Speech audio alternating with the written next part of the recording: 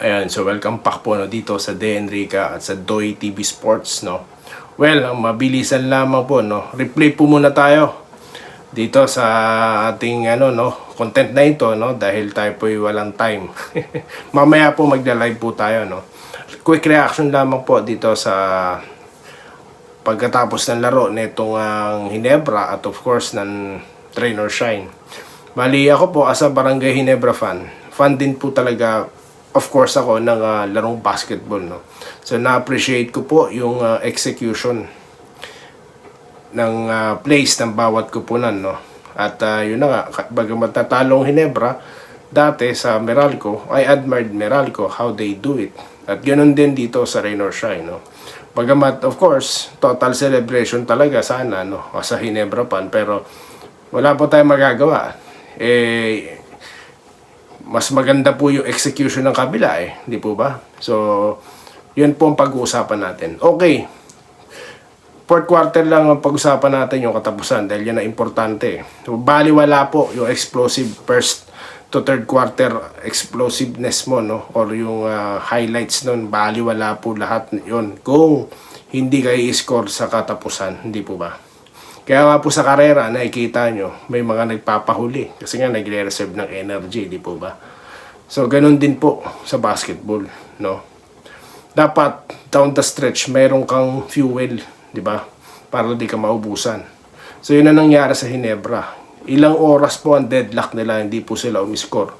Para pong katulad nung nangyari sa kanila sa Gilas, no? Nung natalo ang, Gilas, dyan sa Brazil, di po ba? So, may mga panahon hindi nakascore ang Gilas na yung play natin parang hindi umuubra, no? But then again, I can't blame Ginebra, no? May mga nagganyan po talaga nangyayari. May mga lapses po talaga nangyayaring ganyan.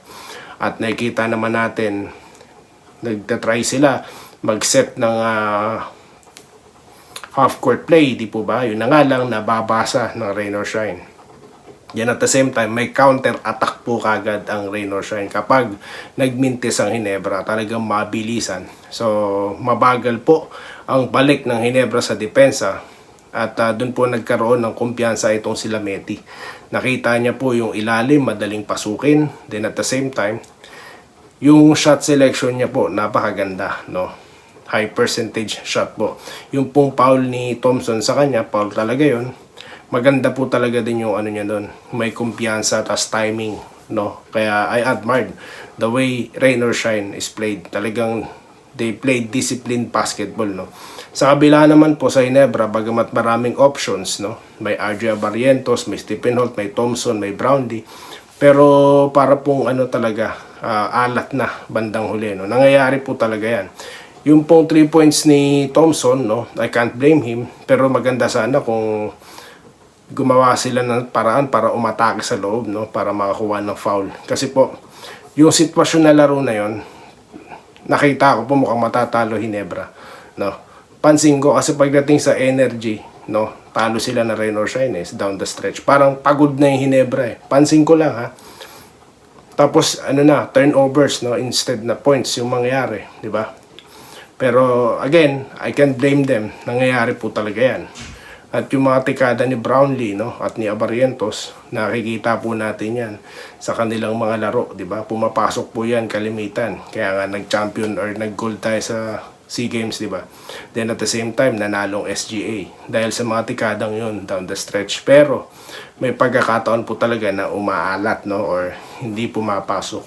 So ganun po ang basketball, no? Hindi lagi Pasko, hindi lagi pumapasok ang 3 points, no. So doon pumapasok po dapat yung tinatawag na dapat may quick to tayo options, no.